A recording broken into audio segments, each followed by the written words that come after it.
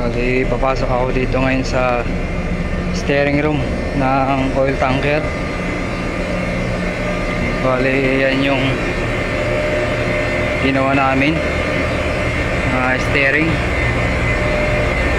Bali, ang problema nito ay maingay pagka pumapalo ng starboard, pupuntang starboard, ganoon din sa port side, pero mas malakas yung ingay niya pag papuntang starboard. So ang ginawa lang namin, trouble lang kami na nilokan lang namin yung bolt ng mga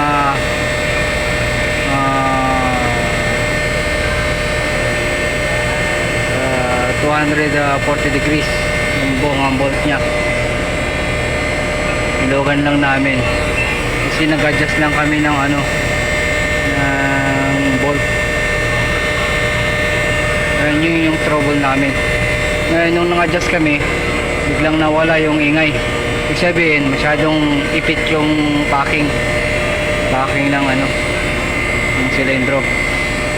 So yan yung starboard yan, port side. Bali, ay tapos na kami. Mga 4 hours lang kami nag troubleshoot at saka gumawa. So salamat mga kabayan. Ganito ang trabaho sa OFW, ng OFW dito na bilang mekaniko dito sa abroad. So kita-kits ulit mga kabayan.